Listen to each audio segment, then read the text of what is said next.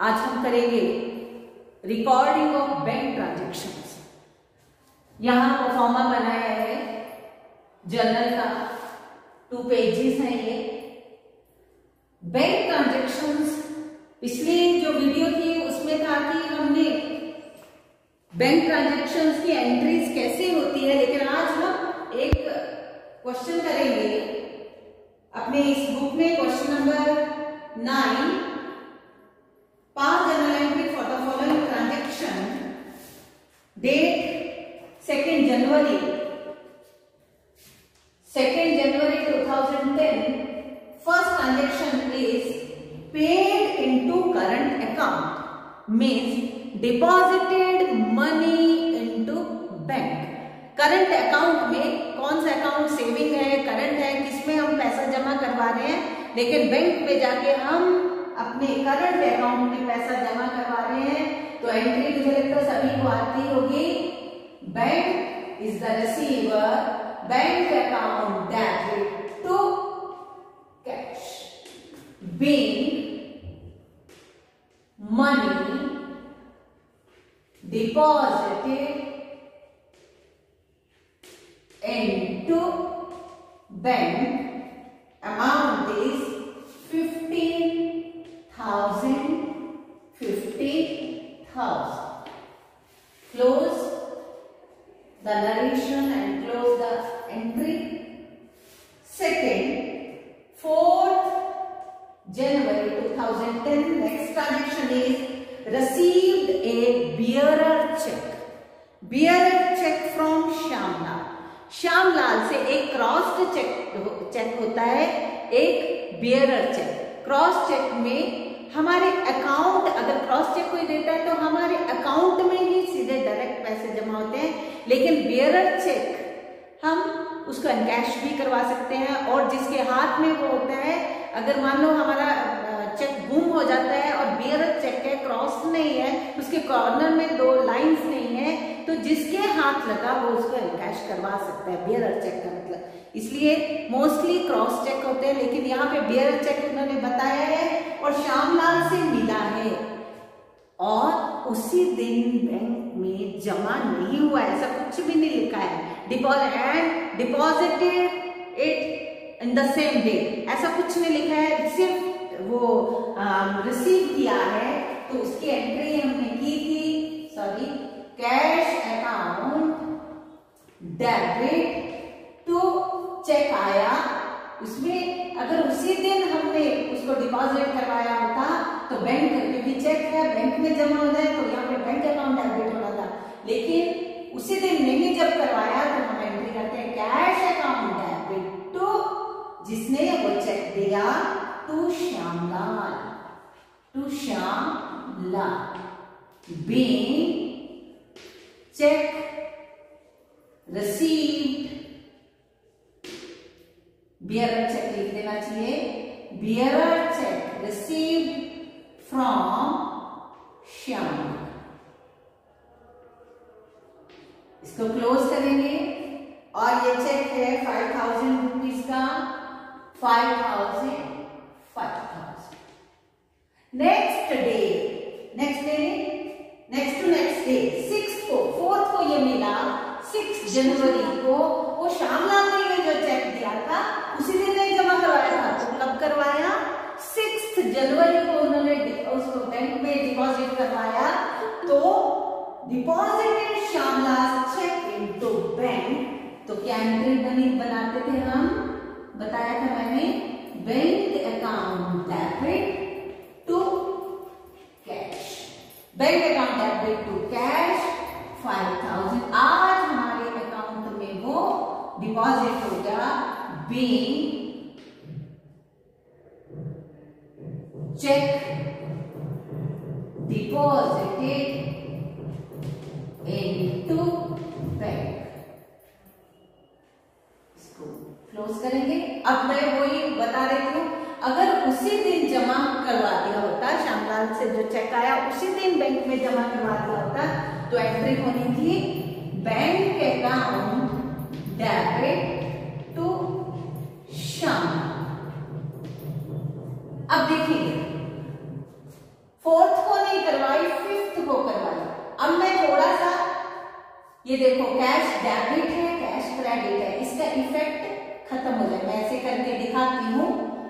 तो जब वही चेक बैंक में जमा हो गया तो यहाँ क्या बचा, बैंक अकाउंट डेबिट, और इधर क्या बचा, टू श्यामलाल। तो अगर उसी दिन जमा करवाया होता तो ये एंट्री बननी थी। तो एंड में उसका इफेक्ट वही हुआ कि वो चेक अकाउंट में जमा हो गया, bank account debit to Shyamlal. ऐसे काटना नहीं है, ये मैं वैसे आपको समझाने के लिए ये मैंने बताया। Bank account debit to Shyamlal, ये प्रोसेस पूरा हुआ, चेक आया था, उसी दिन जमा नहीं करवाया। नेक्स्ट डे या next to next day, after 3 days, after 10 days, after 1 month अगर हम जमा करवाते हैं तो ये एंट्री होती है। इसी चेक की ये एंट्री हुई जिस दिन वो बैंक में जमा हुआ, bank account debit to cash, और ये एंट्री 5000 की हमने कर। तो ये थर्ड थी। फोर्थ देखते हैं, फोर्थ, एट्थ को purchase goods for cash, eighth को purchase goods for cash, goods comes in, cash goes out, both are real account, purchase goods आई, purchase account debit to cash, amount is 2000। Space यहाँ पे page खत्म हो गया, इसका total कर देंगे 20, 25, 27, 27,000। यहाँ पे नेक्स्ट पेज शुरू हुआ, balance carry down to next page, 27,000। Next entry is 10th को received a check of ₹2,000 from Mohan and endorsed in favor of Sohan। Mohan से एक चेक आया, मोहन से एक चेक आया और वो किसकी फेवर में कर दिया। सो मोहन से एक चेक आया था और वो हमने किसको, सोहन के नाम कर दिया। वो हमने सोहन के 10th जनवरी 2010 किसके नाम किया, सोहन। तो किसको, who is the receiver, Sohan. Sohan, account of Sohan debit to, account of Sohan debit to cash. वो चेक चला गया सोहन के पास, कितने का, ये है 2000 और 2000। Next, received a bank draft from Ali 10,000 and deposited the same in the bank। उसी दिन बैंक में जमा हुआ, being check being received the check endorsed to Sohan। Next है 15th को एक बैंक ड्राफ्ट अली से रिसीव हुआ और उसको उसी दिन कहां, बैंक में जमा करवा दिया। तो बैंक अकाउंट उसी दिन जमा करवाया, bank account debit to Ali,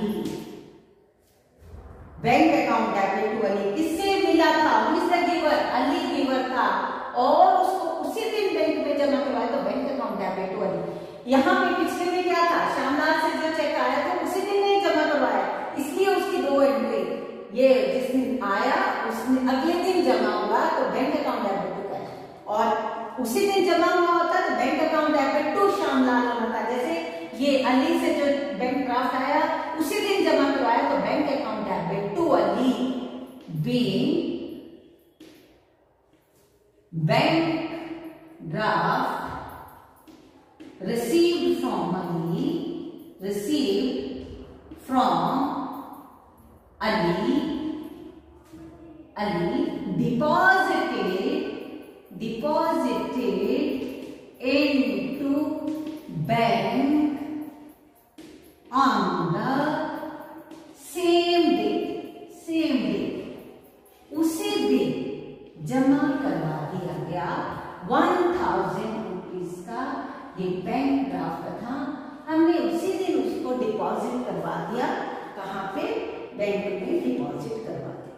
next है purchase furniture by cheque. Furniture खरीदा, उसकी पेमेंट चेक से की, तो आया क्या? Furniture account debit to bank. Who is the giver? Payment किसने की? बैंक ने की, है ना। तो फर्नीचर अकाउंट डेबिट, डेट है इसकी 18 जनवरी 2010। Furniture account debit to bank. being furniture purchased and payment made by check। Payment किससे की? चेक से की। Payment made by cheque. और अमाउंट है 1000 का फर्नीचर, उसकी चेक से पेमेंट हुई 27,000, 29, 30, 31, इसका टोटल 31,000। तो ये अभी फुल नहीं हुआ क्वेश्चन, अभी नेक्स्ट है। नेक्स्ट देखेंगे। नेक्स्ट एंट्री बैलेंस हमने आया इस तरफ। नेक्स्ट एंट्री है issued a cheque of ₹500 to Ghanshyam and received discount. Mister Ghanshyam को पेमेंट करने की 500 की issued a check of ₹500 to Ghanshyam and received discount ₹10। उसको घनश्याम को 500 रुपीज का चेक हमने दिया और 10 रुपए का डिस्काउंट भी हमने मिला। तो हमने टोटल कितनी उसको पेमेंट करनी थी? 510 रुपीज की। तो घनश्याम को पेमेंट करनी, घनश्याम को चेक दिया, तो who is the receiver? Ghanshyam ही है ना, Ghanshyam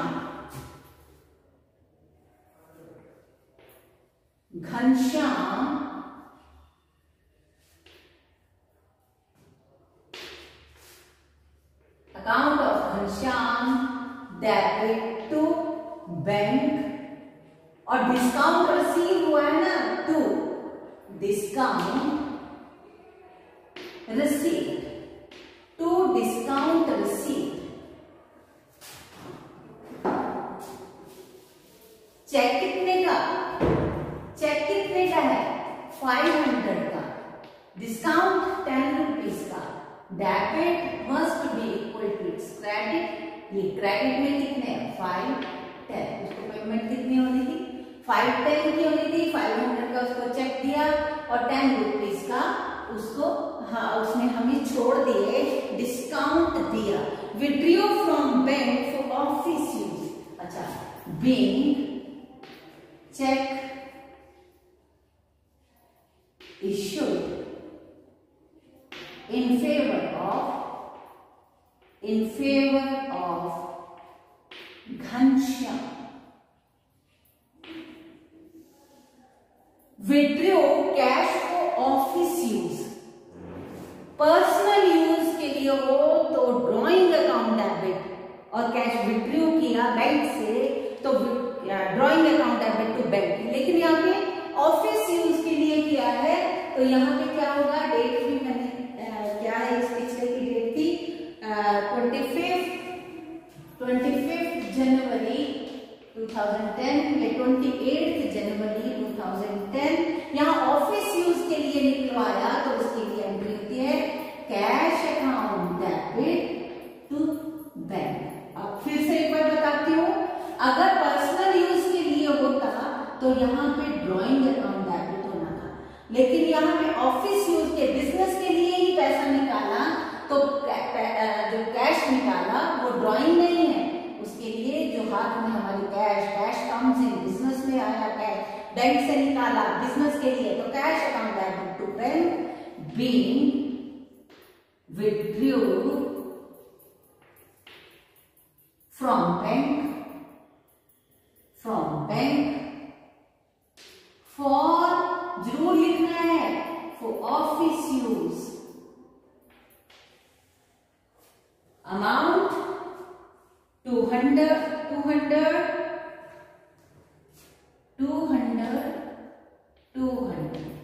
Next transaction is sold goods for cash. Goods sold for cash.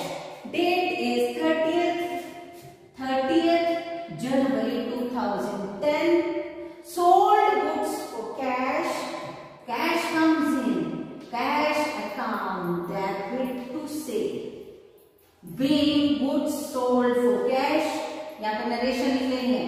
Being goods sold for cash. Amount is 2000.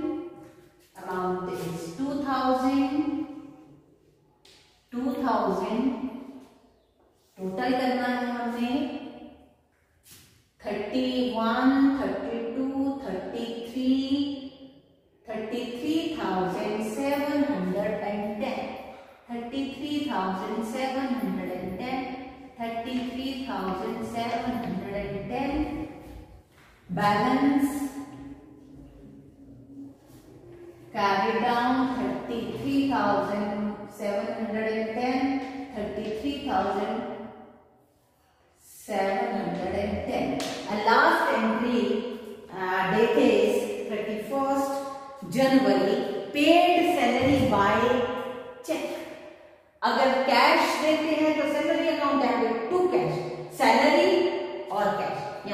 यहाँ सैलरी पे की कैसे, चेक से पे की, तो ये बैंक आ गया, ये नॉमिनल अकाउंट, ये personal account, debit all expenses and losses, और यहाँ पर्सनल अकाउंट जब चेक गया तो बैंक इज द गिवर को हम क्रेडिट करेंगे, एक्सपेंसेस को हम डेबिट करेंगे।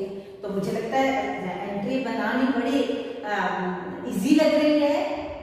डेबिट करना है तो सैलरी अकाउंट डेबिट और क्रेडिट करना है बैंक को to bank, salary account debit to bank. 31st January 2010, amount है 300 rupees, 300 rupees, और यहाँ पे हम इसको क्लोज कर देते हैं 34,010।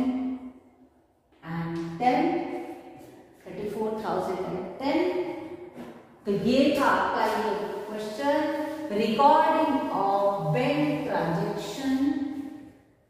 Recording of bank transaction being salary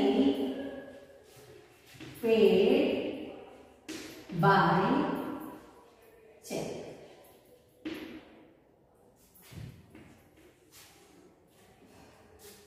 ये था आपका आज का ये question, salary paid by check.